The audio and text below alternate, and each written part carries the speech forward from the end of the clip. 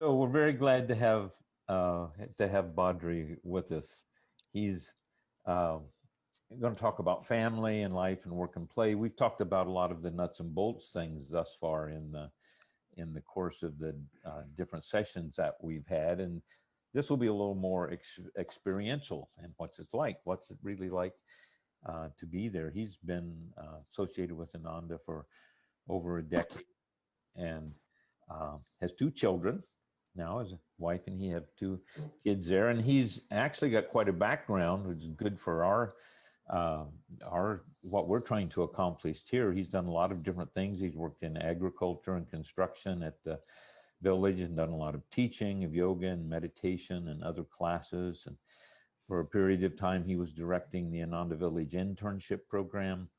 And then he's done work with managing the community and community management, which is where he works now full time. I think, is that right, Pandri? Yeah. Yeah, doing that full time. And his wife is one of those unusual people who was born at Ananda and is still at Ananda, which is quite wonderful and brings another whole side. You get generations now. There's three generation Ananda family there. So Badri, I'll toss it over to you, and you can begin and take us wherever you want. Wonderful. Thank you. Well, I suppose to start with a prayer and just a real brief meditation centered, and we'll see where this ride takes us. It's nice to be with you all. Thanks for having me. Just join me silently in a prayer. Heavenly Father, Divine Mother, friend, beloved God, great masters of self-realization, Jesus Christ, Babaji Krishna, Lahiri Mahashaya, Swami Shri Yukteswar, Paramhansa Yogananda, all saints, Swami Kriyananda, we bow to you all with love and gratitude for this divine family of Ananda, of self-realization. Help us to be in tune through our meditation and service, through our devotion, to serve this work, to build communities, and above all, to raise consciousness, to realize God, and share those blessings with all whom we meet. We are ever thine, be with us. Om, peace. Amen. Just as we meditate for a moment, just close the eyes and sit upright, and take a double breath and tense the whole body. Throw the breath out, and once more. Just feel the heart relaxed and open. Gaze gently lifted to the point between the eyebrows. And if you'd like, practice Hong Sa for a minute, or just sit in the silence, feeling the joy of God and stillness and our connection, despite our virtual remote connection. Feel our oneness in that joy, in that spirit.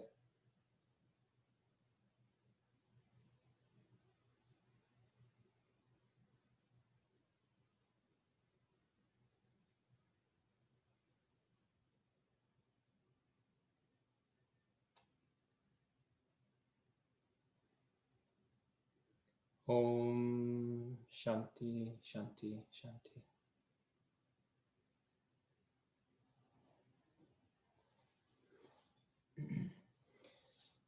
Well, I guess welcome once again to everyone. Welcome to me. I feel like I'm the one that gets the welcome. I suppose I have a fair amount to share with you. Ramurti was kind enough to share some of my background with you all and make me sound important. Here I am in the community management office here at Ananda Village. For those of you that know, I'm right above Master's Market.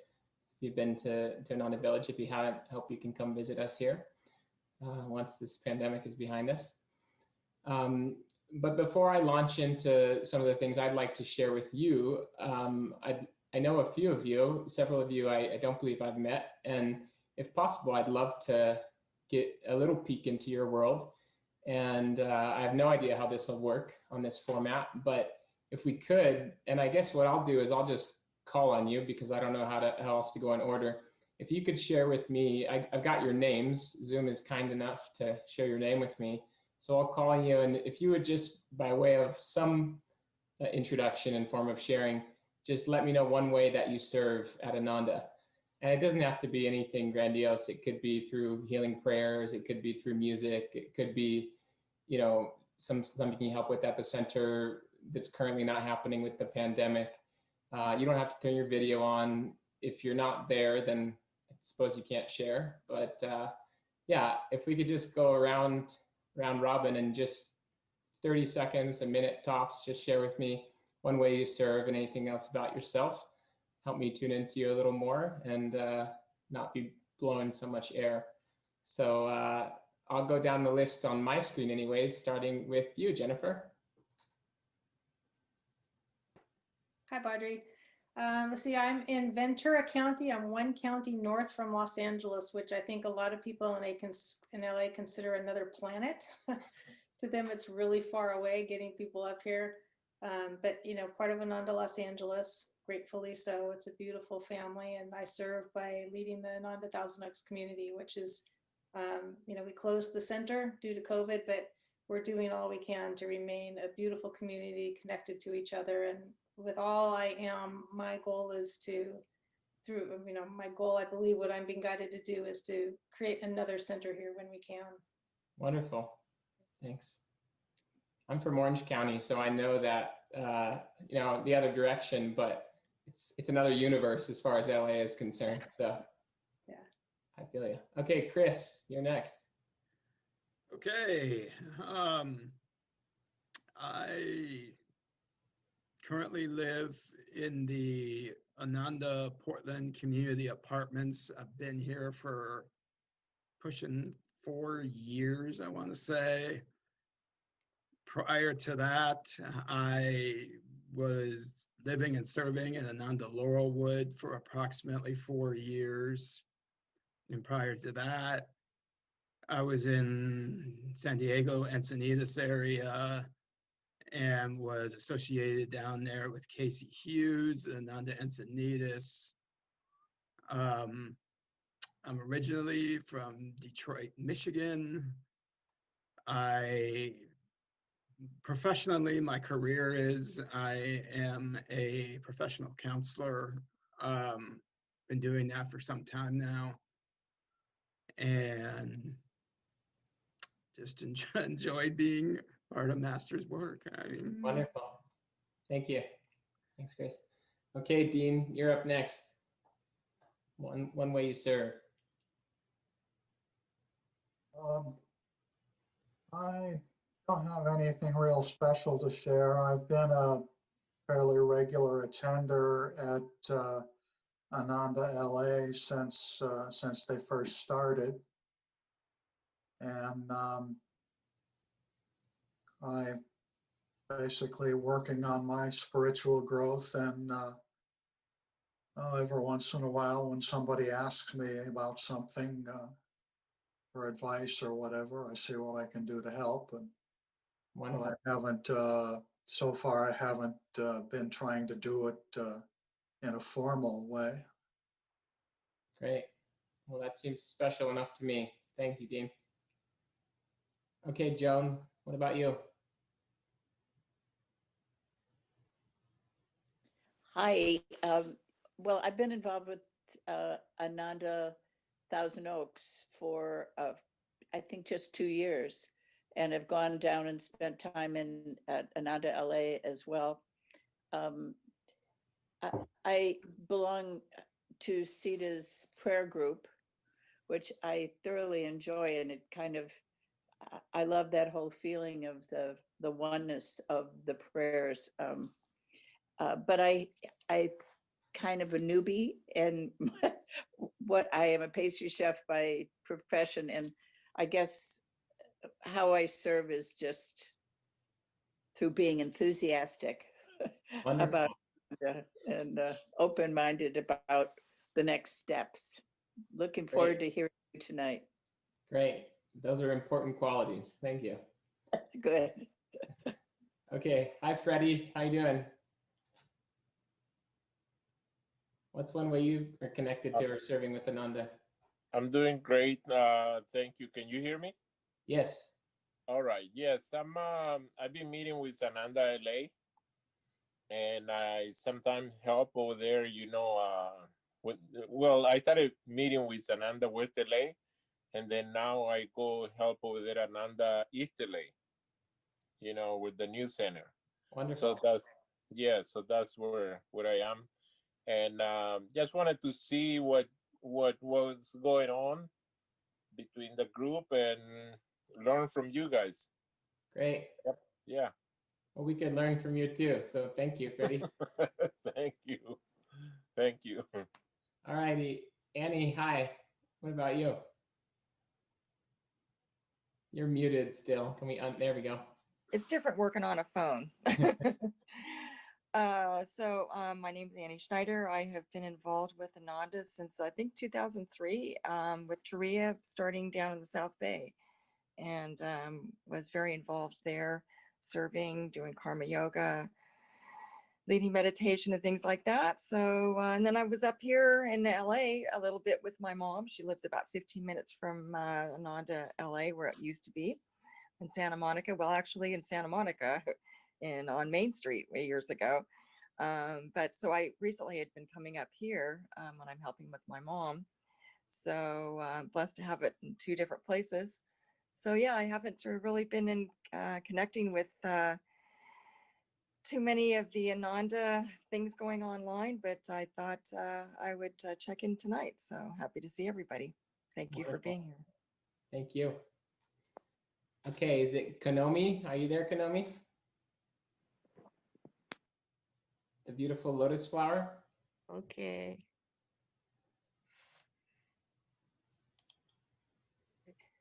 Can you hear me? Yes. Okay. I'm actually in the South Bay about 8 years now.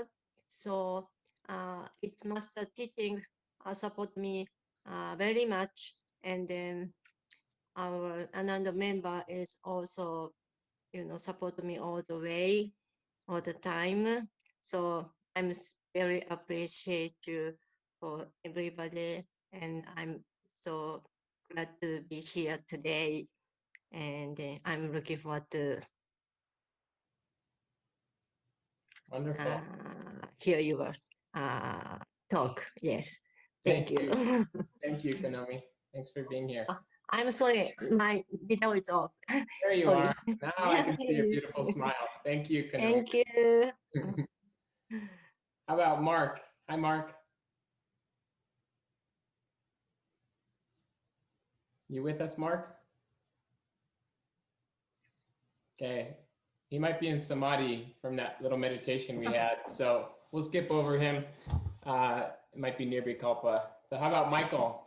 Oh, no camera. He's got a chat. Could be Savikalpa. No video, maybe no audio either. We got a hello. So how about Michael? Are you there, Michael? I am here. Hi, Badri. I'm sure you remember me. I hope you remember me. Of course, yes. Thank you. So good to see you. So I have been serving with Ananda South Bay and also at Crystal Clarity. In fact, I'm driving back from Crystal Clarity warehouse right now. That's why my video is off. I'm on the road. But I'm really looking forward to your talk tonight and having a wonderful satsang. Okay. Well, thank you. Drive safe. Thank you. Okay. How about Jacqueline? Are you there, Jacqueline? I am. I'm just going to do a really quick hello because I'm in a place I can't really speak. So No thank problem. you for being with us. Okay. Bye-bye. Wonderful. Thanks for saying hi. Okay. How about you, Flo? Welcome. Are you there? Another Samadhi. Okay. Well, thank you, everyone. I'm going to skip over the motley crew there in the yoga room. Hi, everyone. I know all you, and I know how you serve for the most part, Ramurti and Sita. So thank you all for being here. Let's see what I can share with you about community, about family life, about work and play and community, which are obviously a big part of my life and my focus. You know, Ramurti did give me a wonderful list of questions, which I'll try to address for the most part.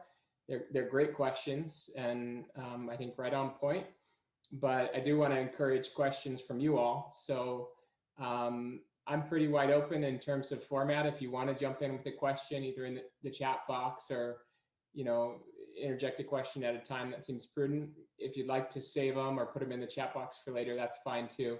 Maybe we'll have a little time for that at the end. So I'd say let's just go with the flow. And if you interrupt me and I don't like it, then I'll make sure to let you know about it if I'm in a flow. But yeah, as far as just kind of a general overview, you know, this first question that Ramurti posed, or what are some of the key elements, and especially that for those of you that haven't been to Ananda Village or perhaps are newer to Ananda in general, most of you certainly know that Ananda Village is the first community that was founded in 1968, 69, up here in Northern California. And over time, it's really developed into kind of a flagship community in the, not just Ananda world, but in the spiritual communities, you know, movement, even the Back to the Land movement that was characteristic of the 60s and 70s.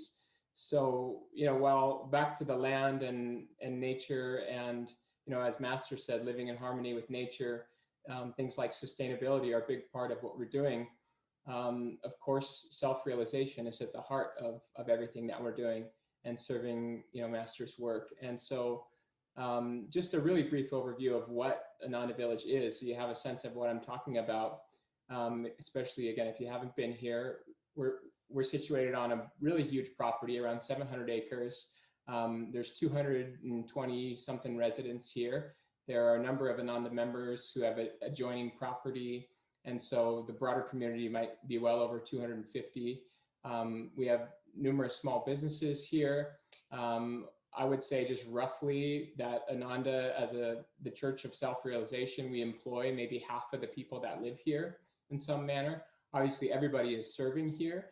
And the other half, again, just roughly speaking, serve in various ways in local jobs, whether it's in the local town of Nevada City or Grass Valley. Many people telecommute, especially now, people are working remotely, but may be self-employed, have small businesses and that sort of thing.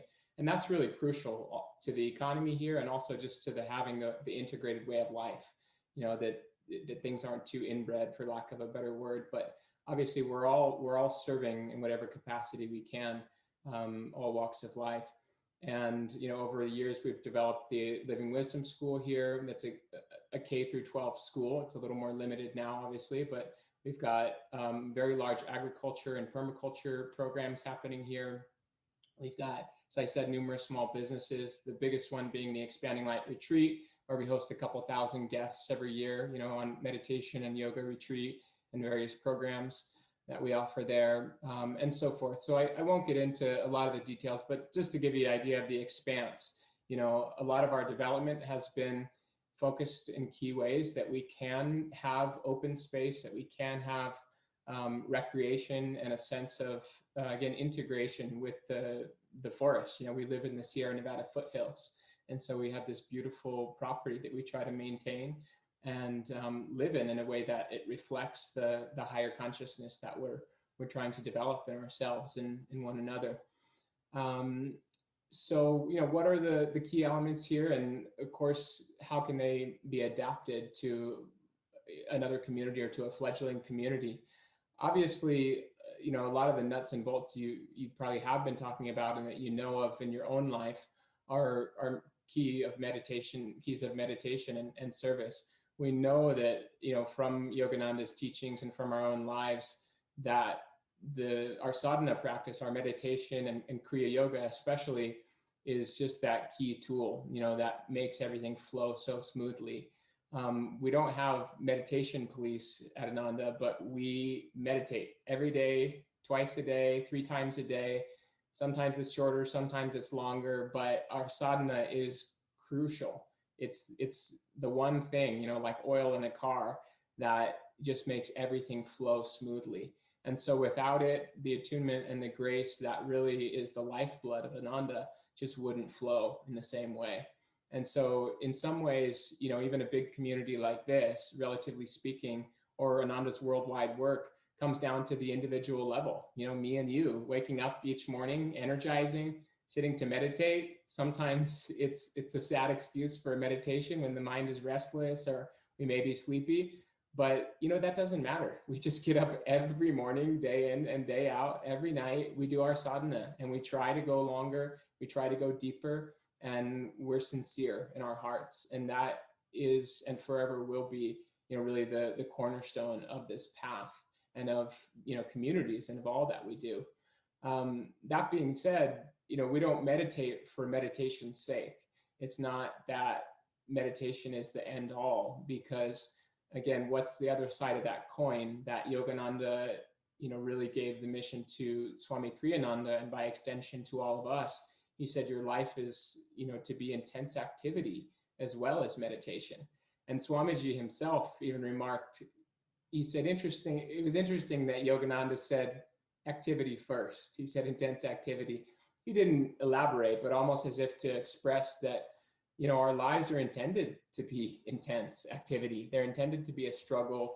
They're intended to be, you know, in this world of Dwapara Yuga, very active lives. And I think most of us lead those lives and, you know, at times really need to balance that. But we feel, you know, how important our meditation practice is in our service and in our activity.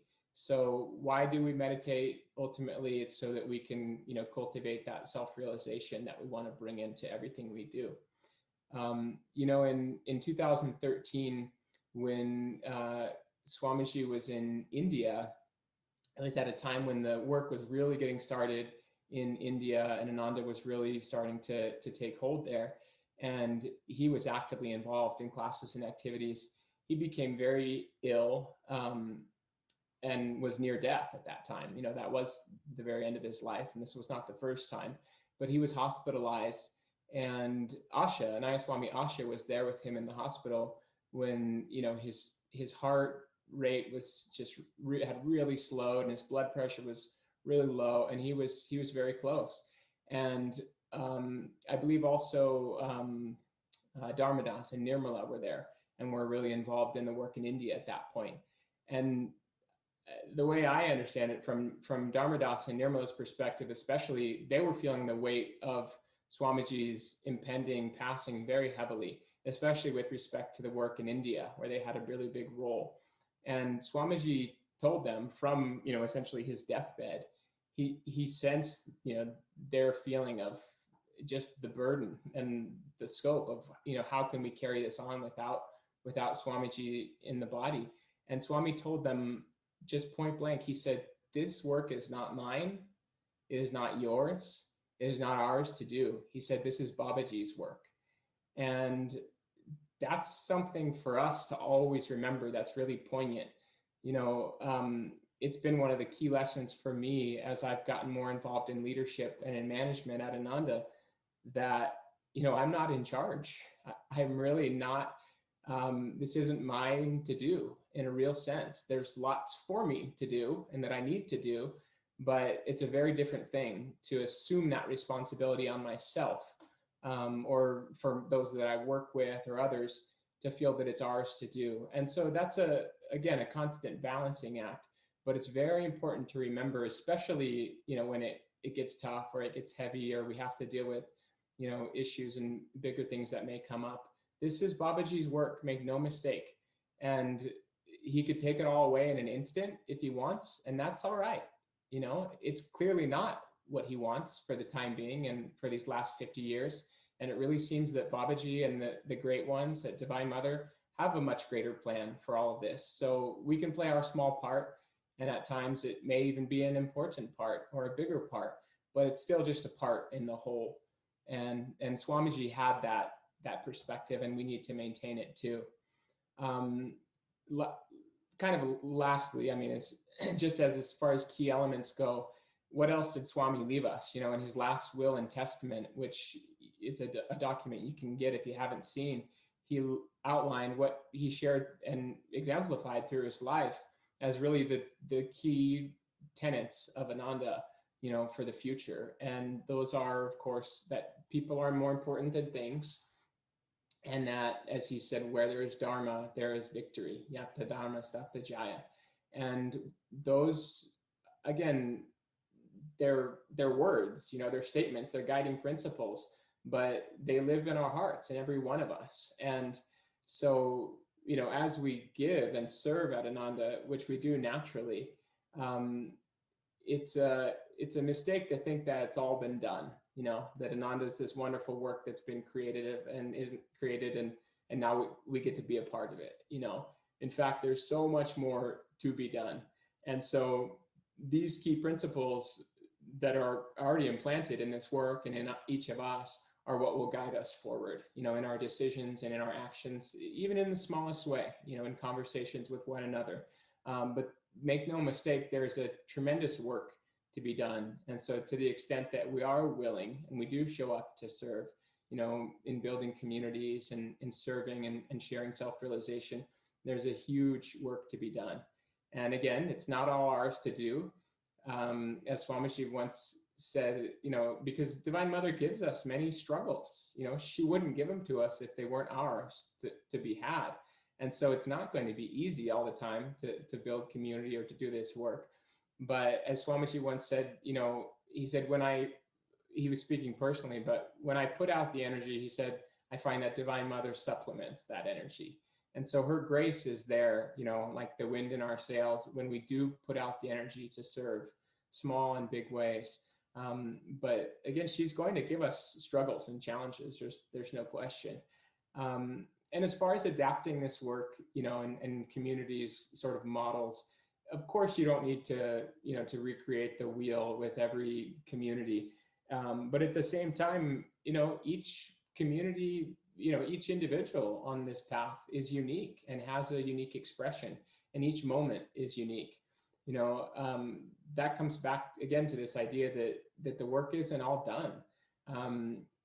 You know, even here at Ananda Village, I find that there's, you know, where things have been in place for, you know, 50 years and are really strong in many ways, I find that yet there's a constant need for creativity, you know, for us to be looking to the future expansively, openly.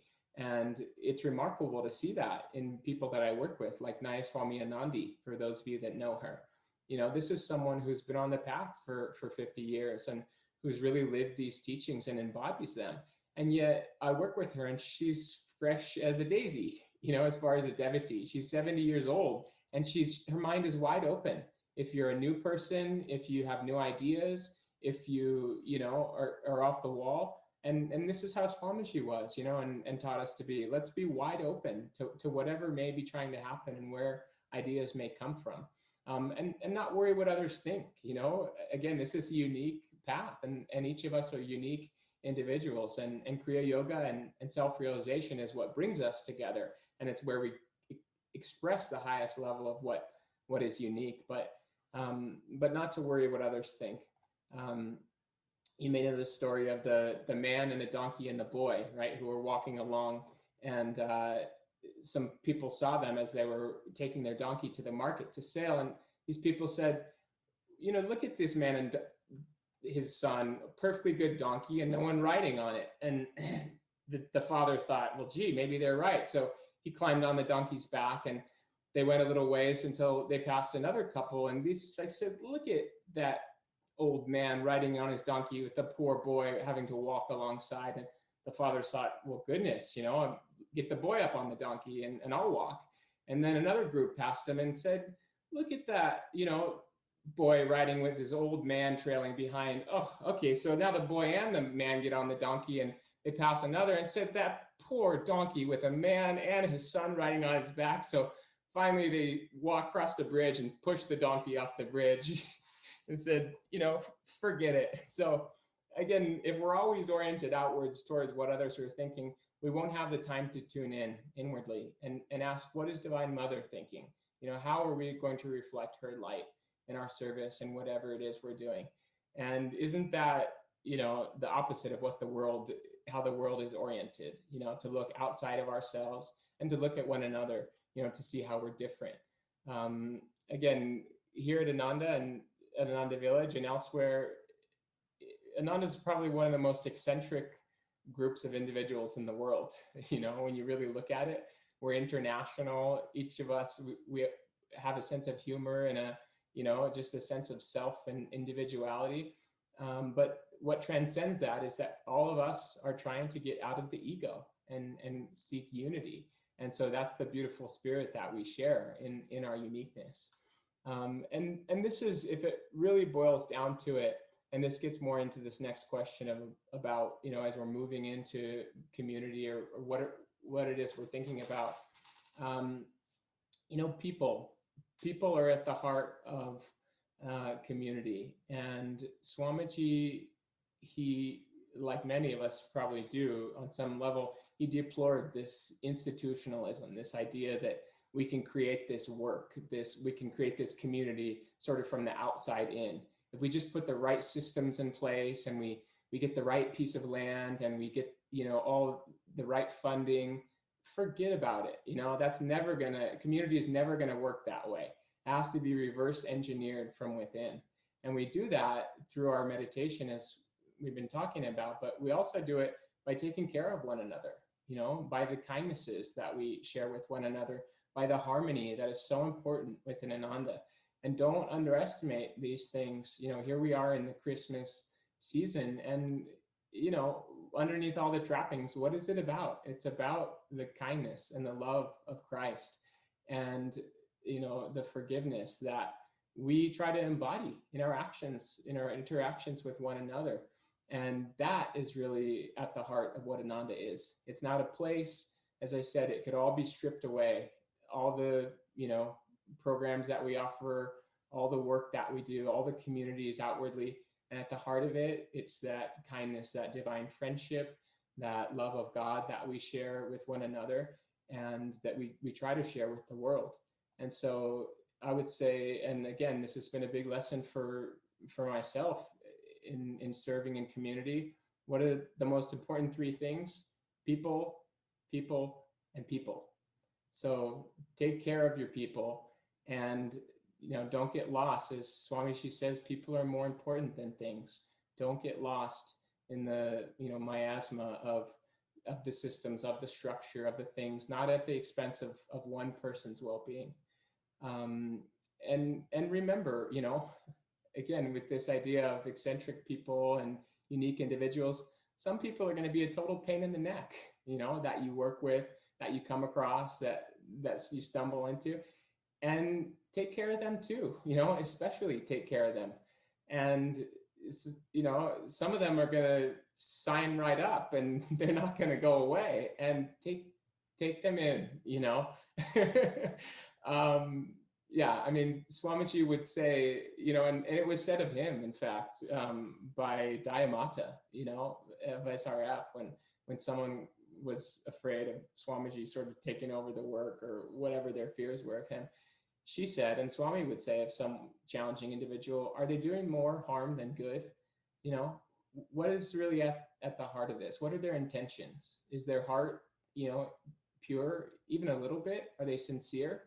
Well, then forget about what a pain they are and focus on how you can help them, and how you can contribute positively to the situation. So people are really at the heart of what we're doing.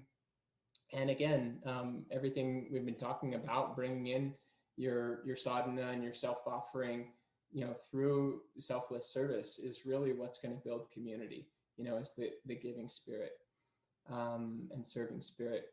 Does anybody have questions or comments they want to jump in with here? I love hearing the sound of my voice, so I can just keep on trucking. You had said that you said half of the people that live there work there, or is that what I heard you say? Just, yeah, very roughly speaking, yeah. And so the other half of the people are pretty much, like you said, telecommuting? Various jobs, small businesses, yeah, local things. again, creative people, all kinds of people in tech, people who are self-employed, people who are nurses, people who staff the clinic nearby, the medical clinic, many unique jobs. And we've got builders and contractors and trade workers, so kind of all over the map. Okay, thank you. Sure. Anyone else? So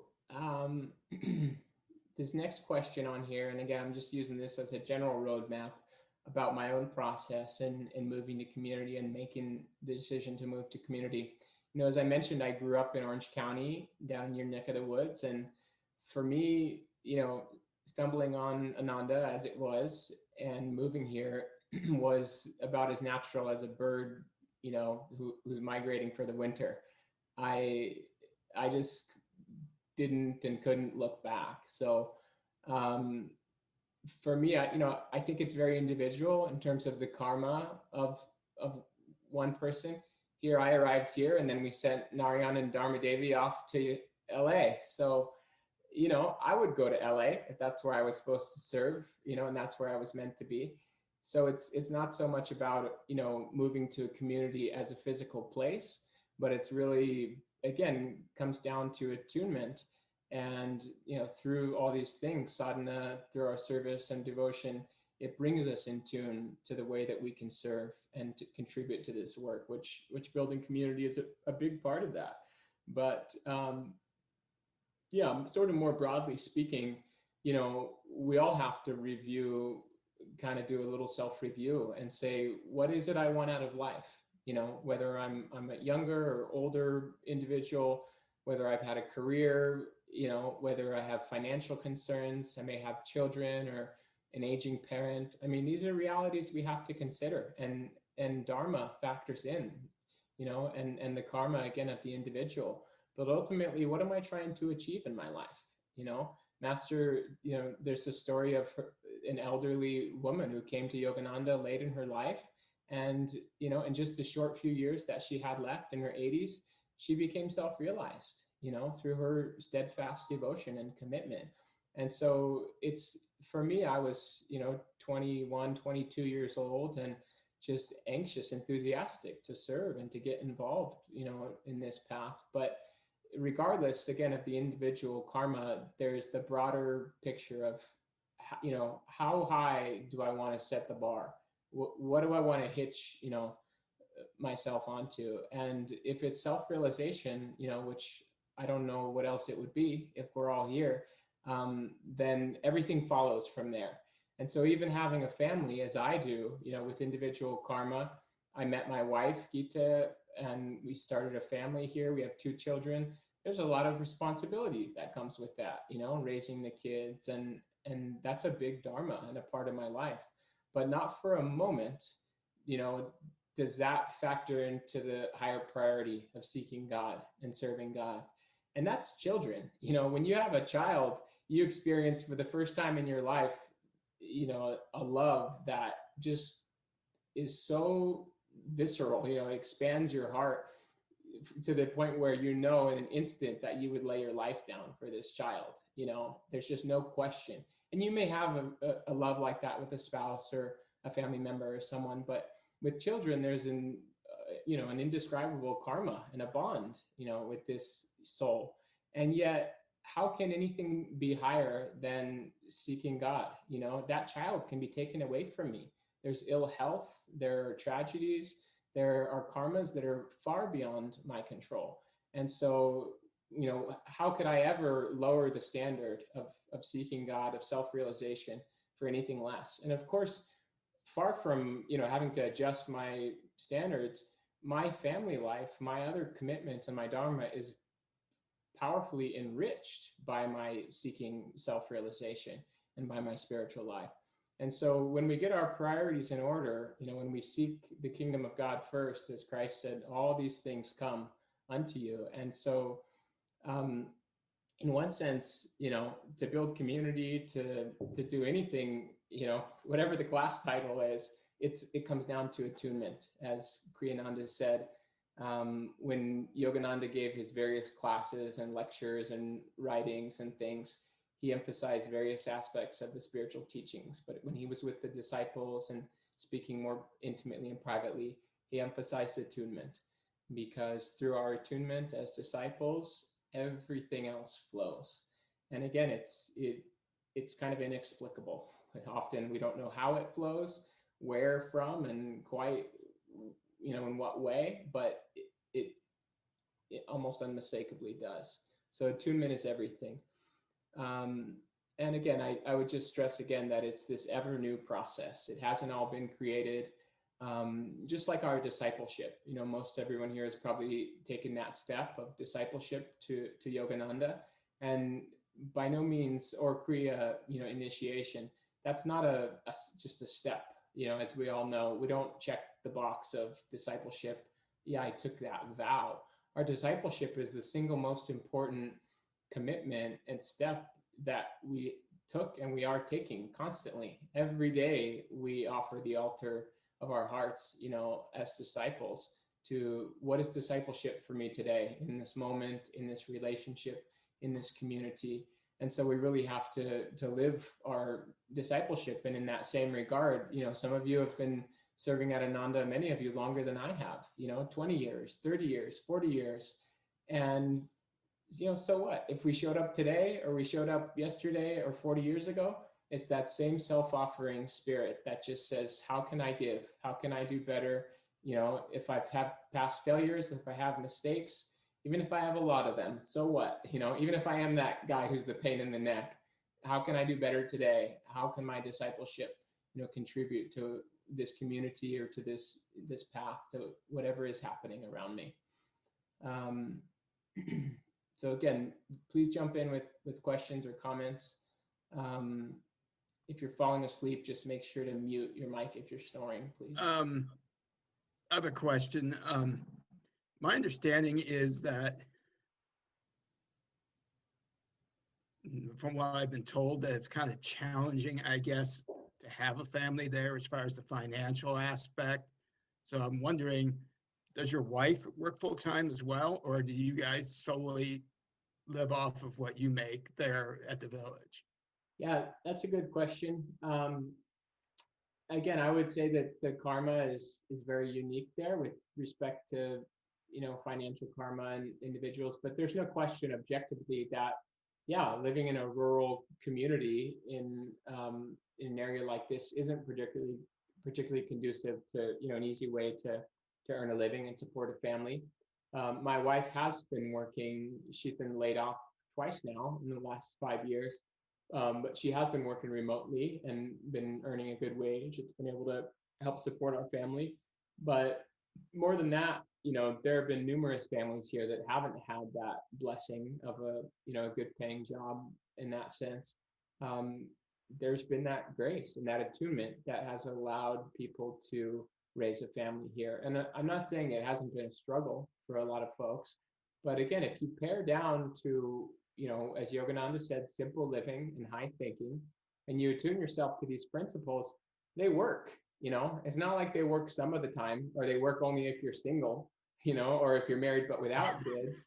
They just work. And, whether it's grace, whether it's the generosity of friends and family and community, whether it's just hard work and blood and sweat and tears, whatever it may be, there are solutions when we, again, get the priority of God first. Even before I started my family, I was concerned with some of this stuff. I took a job in sales. I was working, as I mentioned, in construction in this bio. I was trying to really put out energy, and none of those were necessarily the right thing, but for a time they were, and they were a way for me to just keep serving. And so I think for the people that have the right spirit, it's like a guarantee, a money back guarantee that, it's all going to work, including the finances, which are like a small thing as far as God is concerned, to make our lives work. Narayan, I see you looming by the camera there. Are you going to jump in here? Sorry, Badri. Please. By all means. I want to offer actually a correction. Before you said forget about it. And I'm from Jersey. It's actually one word, forget about it. Forget about it. No, but Thank you for seriously, that. I'm joking. I'm wondering if you could share with us, how do you have fun? You know, what do you do? Like Davy said to us, actually, when we first came to LA, she said, meditate together, serve together, and have fun together. Do you have things that you and Gita like to do for fun there? Any suggestions for people that are play starved, that have forgotten their inner child? Yeah, that's a great question. Yeah, I mean, having fun is crucial, and in a sense, some of you may have heard when Swami was once asked the question, what's the purpose of Ananda? He said, the purpose of Ananda is to have fun, and I think it was some sort of a cheeky question from someone that was trying to get this profound answer from him. And so, he could turn on a dime. And on a deeper level, what he meant was that, Ananda means joy. We're here to realize God. God is joy. Ever new joy, flowing through us is having fun. And so in one very real sense, we should always be having fun at Ananda, but we do need to seek out and find, recreation, ways to play, together or by ourselves, that to find enjoyment, whether it's in nature and games, in activities that are uplifting to us. And again, as unique as Ananda and every individual is as unique as the various ways that we play. There's a small contingent of pickleball players here at Ananda. It's been taken Ananda by storm. A few people are out there playing pickleball. There's numerous interests here. I like sports. I like music.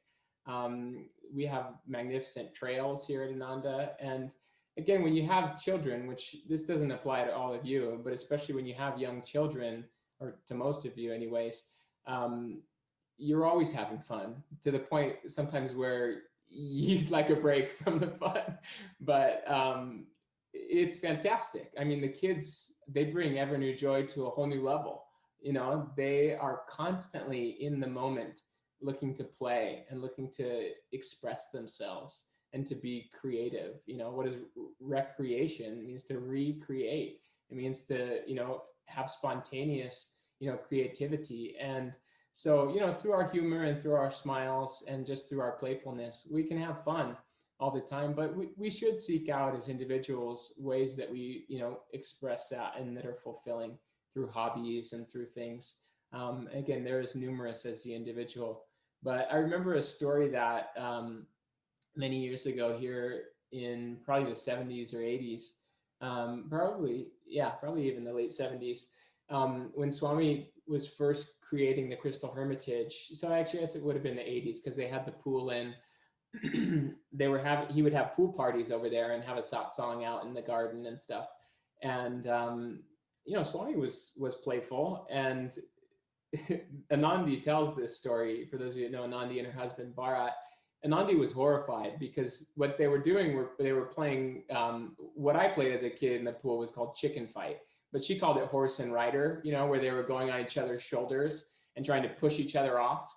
And Bharat ended up, playing with Swami on someone else's shoulders. And Nandi was horrified. She thought this was kind of like undignified and inappropriate. And Swami had wrestled with a few other people before that, and he had bested them. Swami wasn't particularly big, but he was quite strong, and he had enormous willpower.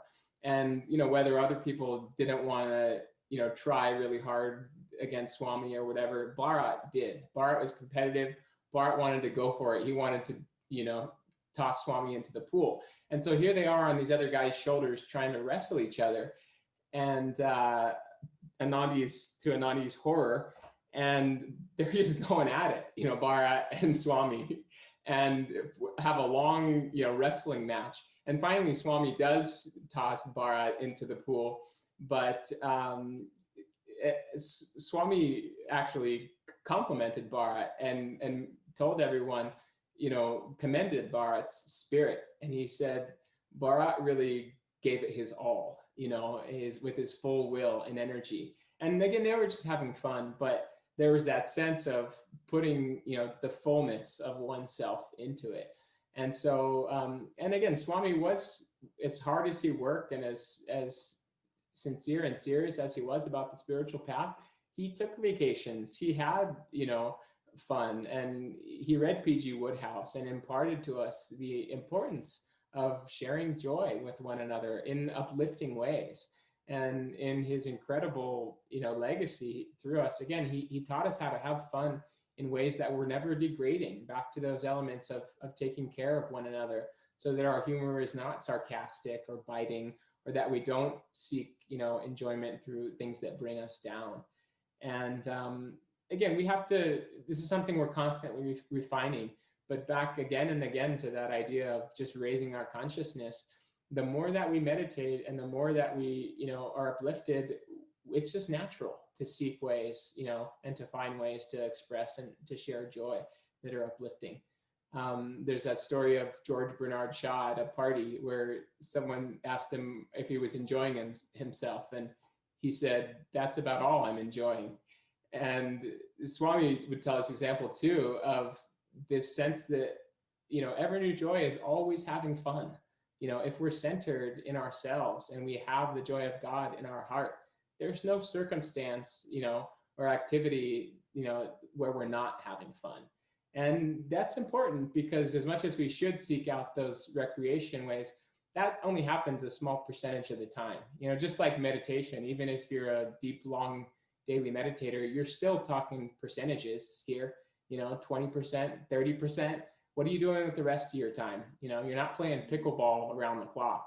You have to work, you have to serve, you have to, take the laundry. You guys have to sit in traffic for 3 hours or whatever. So you have to find that ever new joy and cultivate it in your heart so that it's really with you all the time.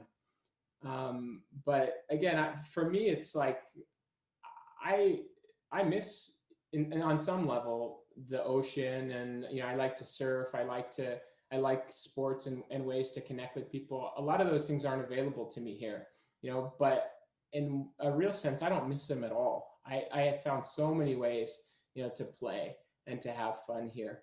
And, there's that delightful talk where Master says these words in his Bengali accent of the spiritual path. He says, "You'll have a lot of fun," and there's this sense that on the path, it is about having fun. If you have to check the joy meter, if you're not, feeling happy, if you're not having fun, something's a little off. And, if you're in a mood or you're somber for some reason, that's okay too. You can honor that. None of us are quite peerless all the time in our ever new joy meter, but that's definitely where we're going.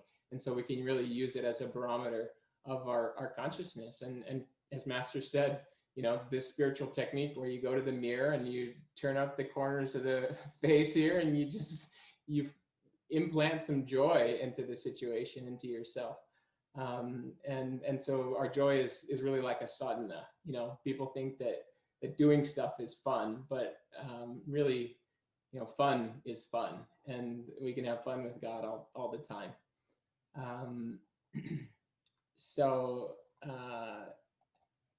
anyone else, questions or things? I'm gonna get back to my notes. One thing I'm kind of curious about is, do you guys just like pay like a rent there? Is everyone just kind of rent places, or like $1,000 a month, $1,500 a month, whatever it is? What's the average rent for, or is that kind of just all over the table? It's pretty widely varied. We have a fairly complex housing and more on the back end, but financial system here with the land and the property and the assets. But in a simple way, yeah, many or even most people rent homes here, and yeah, as little as 300 or 400 or 500, and as much as 1,000 or 1,500 or 2,000, which is not much for the big city, but it's something out here. And then there are many other expenses, cost of living, things on top of that. But yeah, so I mean, if that's what you're looking for, just as a general range, many people, if they're single, if we have many very small units here, 500 square feet, you've got a little kitchen and a bathroom and a nice living space, you have everything you need, and you can keep your expenses low, then that's great. We have a bigger house and a bigger rent with the family and everything. But again, I just think it comes back again and again to those principles of karma, of attunement, of really getting the consciousness and the energy right. And then the finances and things almost invariably flow from there. And I think you've addressed this some in other classes and things, but the ways that we work with housing, the ways that we work with supporting families, the ways that we work with finances and membership and all these various things, they all tie in, like to the hub of the wheel here, where, it's not just like, oh, finances, gee, how do we make that work? That's a part of this whole picture too. So it's really a holistic model where, again, you don't have to recreate that wheel, but there is a sense of, okay, it's all stemming from this central place of seeking God, of serving God, of attunement. And then we can see what works at Ananda Village or at Ananda Los Angeles, and we can adapt it as needed from that central place. Here comes Cora. I think she's got a question. Good question. Hi, Badri. It's wonderful just to listen to you. My question is, of course, we all know, like in Ananda, like the importance of having families. But I would like to hear from you, like within this role, this reality that you have, like how you can describe like the importance of having families in Ananda, in the community. Thank you. Thank you. That's a very good question. Yeah, I think, not so much speaking personally, but in as much as I can in a broader sense, I do think that families and children and the energy that brings, the Living Wisdom School, everything around that is one of the very, very most important things that's, that happens or that is happening at Ananda. And why is that? I mean, it's not, just because of the kids, because they're so much fun and because they, lighten things up and help us to look towards the future. There's an energy there, and I'm not sure, I don't really know, but I do think that, over the years, like at Ananda Village here, there's been stretches where there haven't been as many new people coming. And with that, younger people starting families. And there's an energy there where things tend to get a little bit more rigid, or even, dare I say, dogmatic. There's a fresh energy that comes in with the energy of families, of young people, that it's not about young versus old or, new versus old, but that brings in that element of creativity and of, the kids make trouble. They break things up. They keep us on our toes. And so not just families like, oh, let's get some kids in the mix to break up the flow here, but let's get that energy moving that is going to break up any of that, crusty energy of we're kind of getting somehow stagnant. And so by no means do I, cast aspersion onto the families, the monastics, the founders of Ananda who have been here creating this work all these years, because we stand on their shoulders. There's no way that we can deny that they're responsible for what we all enjoy what we know as Ananda. But we're here too. We're here now, whether it's families or another expression. And, Master Divine Mother brought us here to help renew and energize in whatever way we can this work. And, if you look at like Self-Realization Fellowship, for example, it's a monastic work and it's not oriented towards communities in the same way. And there's an energy there too. It's a wonderful energy. I started my path, in earnest with self-realization fellowship, and I loved it, and I still do love it. It's a wonderful vibration, and it's our path. It's master. There's a powerful energy there, but I didn't know what I was missing until I came to Ananda, and it wasn't because I can start a family here. It was an energy, and so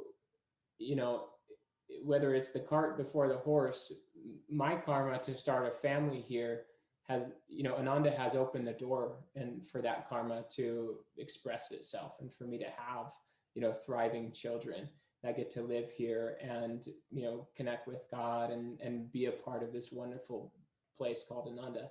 But I think it gives expression to that. Okay, now we got Dharma Devi. What a great, bring on the questions, you guys. Hi, Badri.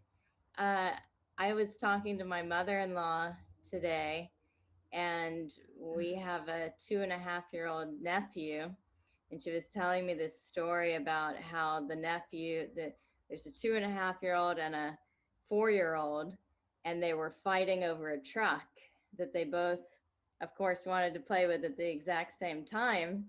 And so she said, you have to share, you have to, have one of you has 5 minutes and then the other one has 5 minutes. And so the 2.5-year-old said, Alexa, give me 5 minutes. And so she's telling me this story. I was wondering, being at Ananda Village, and being in this technological age, do you see a difference with your kids and the kids at the village than, say, like in the big city?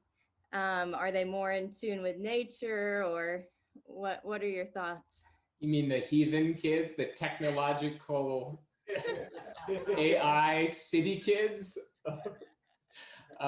Yeah, I mean, that's what I was starting to get in on, is like, Gita, my wife, grew up here in the 80s and somewhat in the 90s, and she had the childhood that most of us didn't. She had the best childhood in the world, and I really believe, of course I'm biased, but that my kids are having that now. Ananda is a magical place, and we all know that from our own experience. But think what it's like to be a child, to have the karma to come to Ananda and to incarnate into a place where chanting and prayer and love of God and love of nature and attunement to spirits and, to uplifting consciousness is at the heart of everything we do. And that all of our relationships, that all of your aunties and uncles and friends, old and young and everywhere in between, are working with this spirit. And so is there a difference? Yeah, there's a huge difference. But in one sense, kids are kids and people are people everywhere. And so it's not that, and we have to be careful of this, especially at Ananda Village. We're not different, we're not better, we're not extra special because we live here. We don't get to cruise on, the coattails of self-realization and slide into heaven on the marble floor.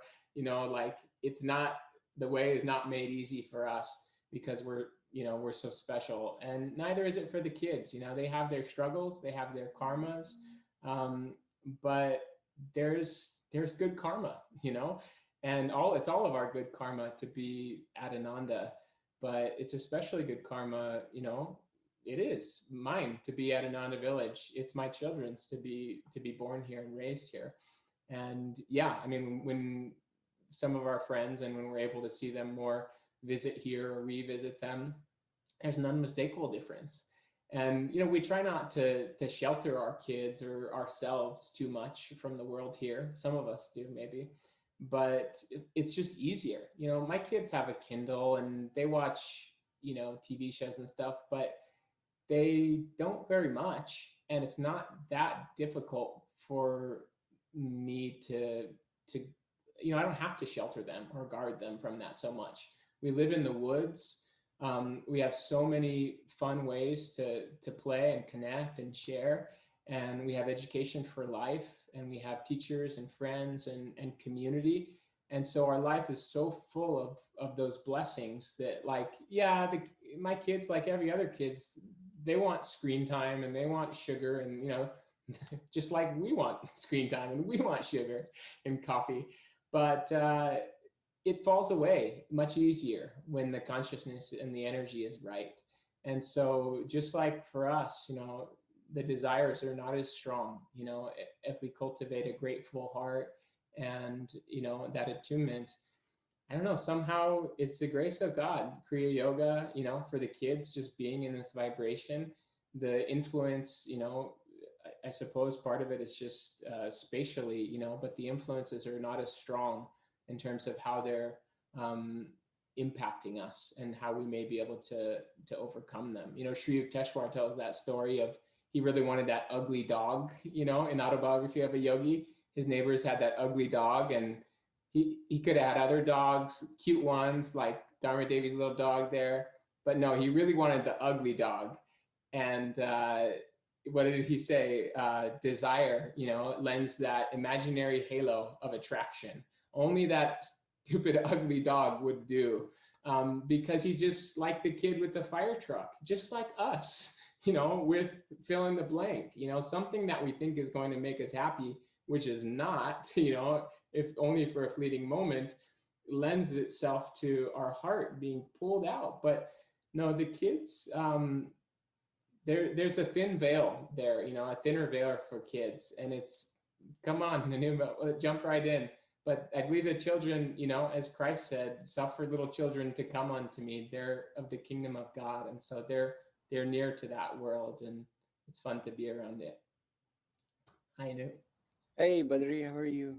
Great, thank you. Yeah, well, my question is kind of a continuation of Dharmadevi's question. You know, I mean, like, so me and my wife, we talk. You know, she's in India and my kids are in India, and you know, the same problem that we are discussing. You know, I mean, they're like too much on the screen, and I'm like, you know, you can try this to get them to play and things like that. And I was hearing you speak about how you, you know, you're in the woods and you have EFL and the things like that. So is that the primary difference? I mean, like, because I mean, my family back there are also, you know, I mean, Kriya and everything, but but with the lockdown and unable to go down and things like that, I guess what I'm trying to ask is, how do I get them off the screen time?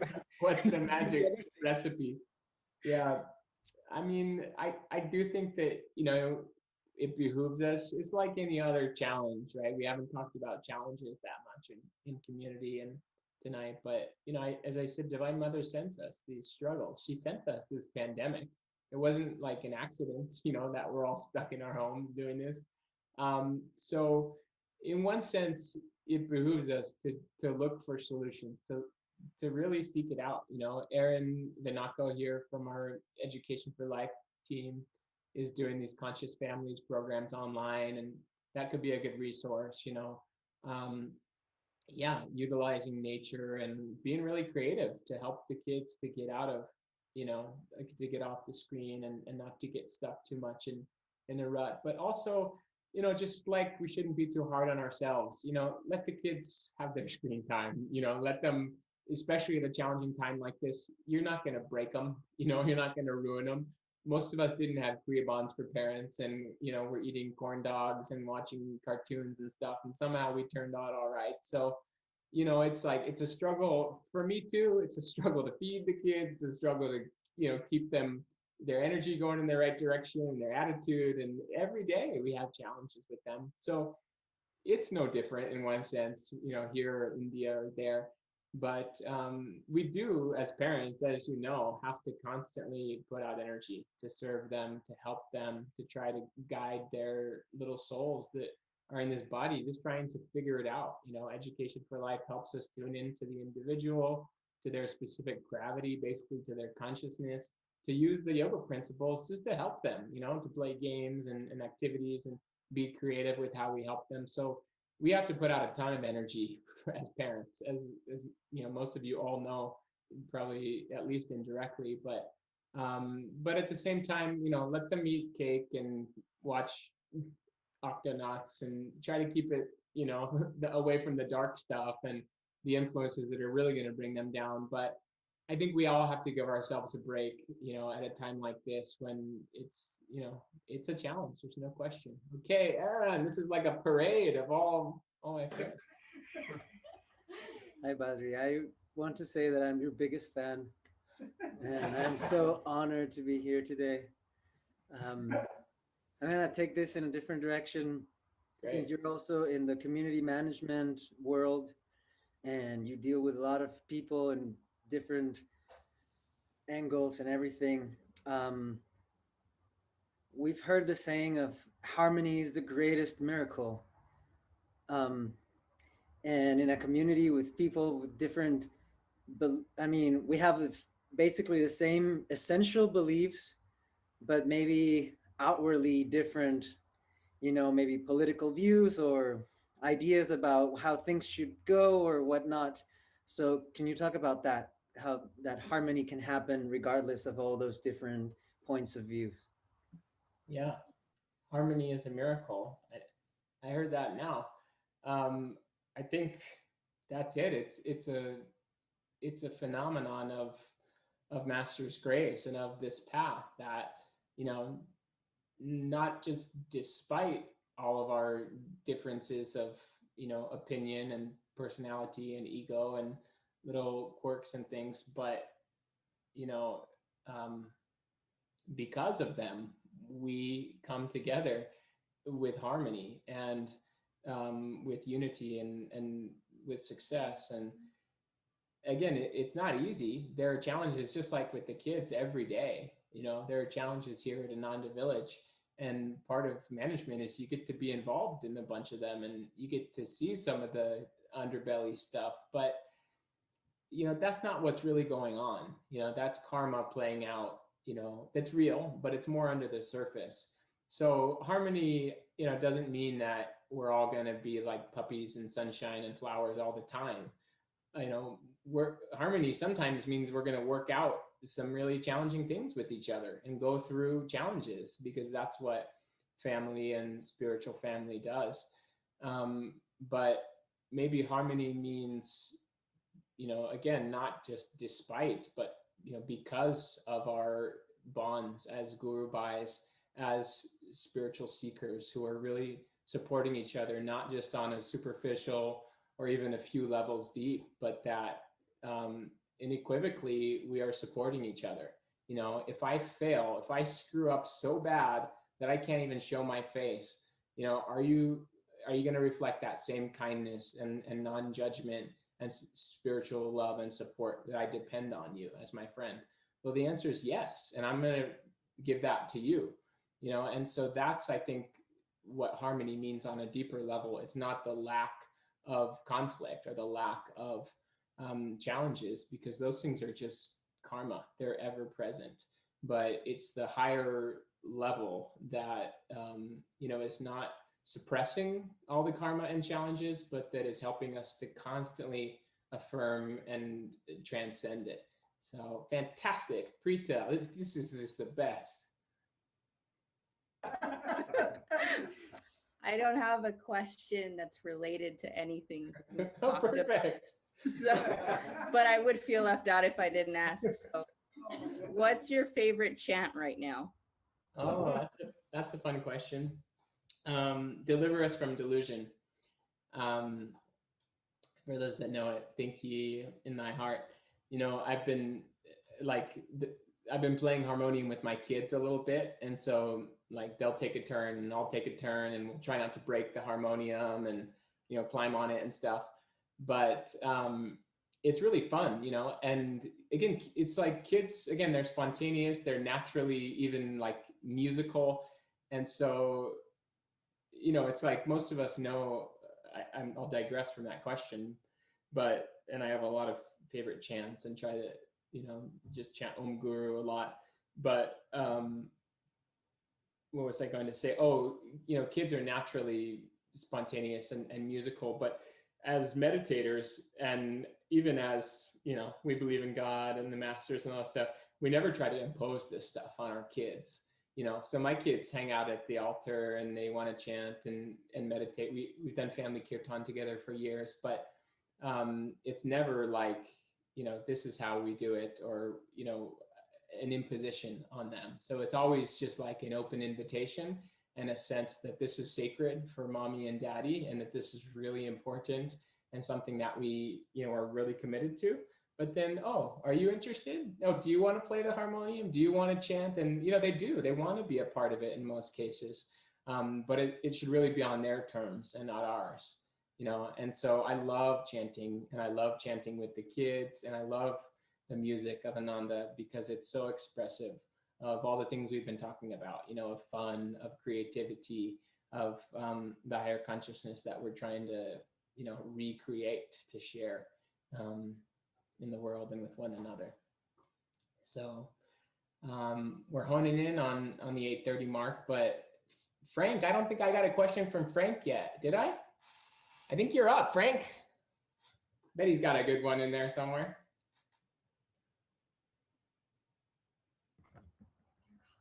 Talk to me about balance, please.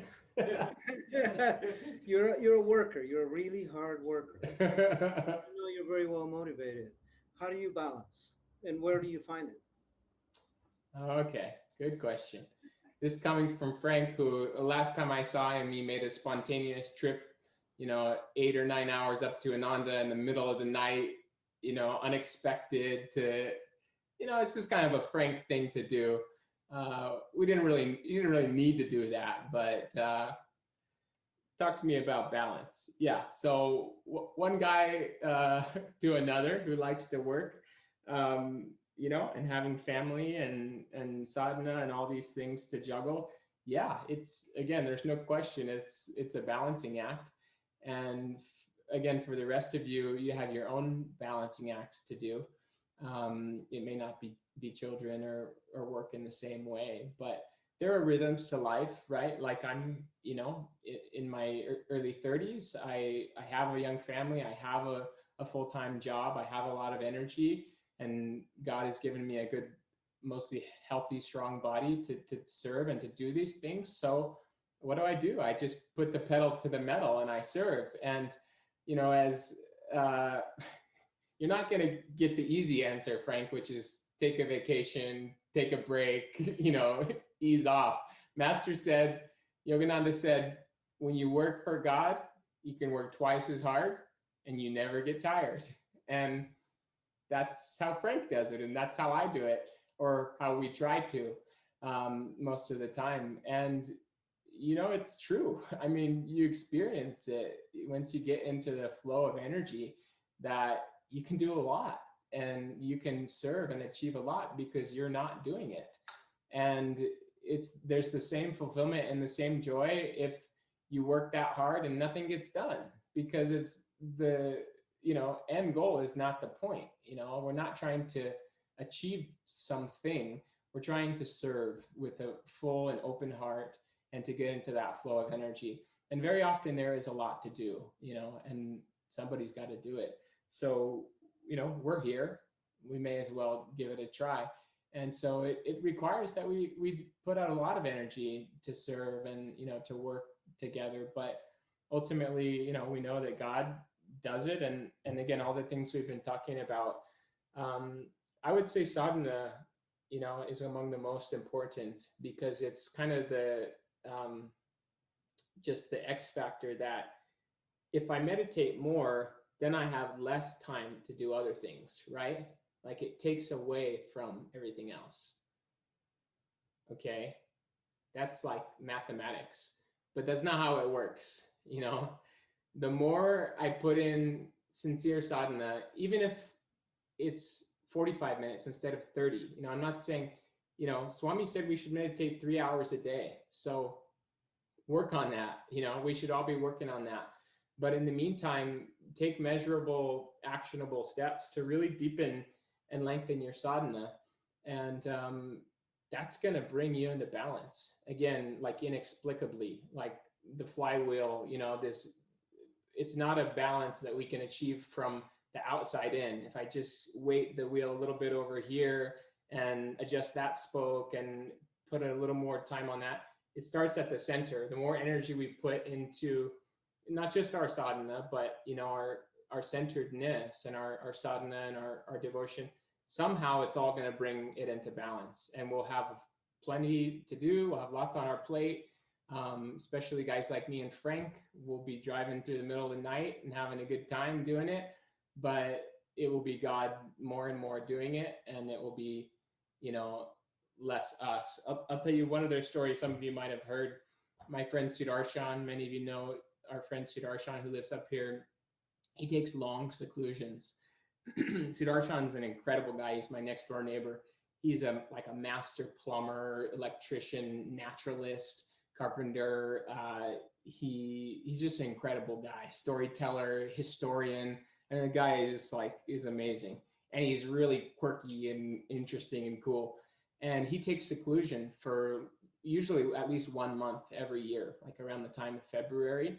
He goes off into the woods and he just goes deep. He meditates and he spends time with God.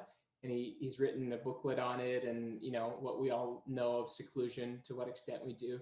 He just spends time, immersed in nature and God and with the masters, and has long periods of meditation. He said that one time he was in seclusion, he was doing Yogananda's 9-day cleanse, so he's drinking the vitality beverage, if you know it. He's, he's doing this cleanse and this diet. And as part of it, he was making the vegetables. He was grating carrots for the vitality beverage. And as part of his thing, he's always talking to Divine Mother. He's always having a discourse with her inwardly. And he says to Divine Mother in his mind, in his seclusion time with her, he's grating the carrots there. Again, he's meditating long hours. So now he's in activity and he's doing it with God. And he says, Divine Mother, he's holding the grater. When I grate the carrot like this sideways, do you like it better when I grate it like this? Or do you like it better when I turn the carrot and I grate it like this, sideways? It's like this, Divine Mother? Do you like it better like this? And you have to, if you know Sudarshan, he's like, what do you think, Divine Mother? And he was asking sincerely, he wasn't just being facetious with God, but this was just a way that we do, and we should bring God into the little things in our life and talk to Master, talk to Divine Mother. So he was asking sincerely, and he kind of kept asking, and he kind of got an answer. And the answer he got was, Sudarshan, I don't really care how you grate the carrots, like this or like this. She said, I just like that you're asking me. And she said, the more you grate the carrots, or you do the things, the more and more you do it with me, she says, the more and more it will be less you, and it will be more me doing it. And she says, that's what I like, Sudarshan, And so, again, back to the idea of balance and of, all these things of just serving and giving and serving, being active in community, the more we do it with the thought of God, as we know, God is the doer. It's just this powerful central teaching that can really eclipse, all the teachings in one way. It can just be God flowing through us. And the more we'll find, it takes time, but more and more it will be less us grating the carrots. It will be more Divine Mother, and everything will fall into its proper place from there, from all the things we've been talking about, and we'll have a lot of fun doing it. So that's what my prayer is for all of you. Be happy to continue or chat with anyone who want to keep going, but it's a joy to see you guys and to share a little bit with you all amidst the, everyone being more isolated, but finding ways to stay inspired and stay connected. Again, Badri, thank you so much. It's Thank a you, joy everyone. having you with us. Thank you. Love the energy. Badri. Thank you.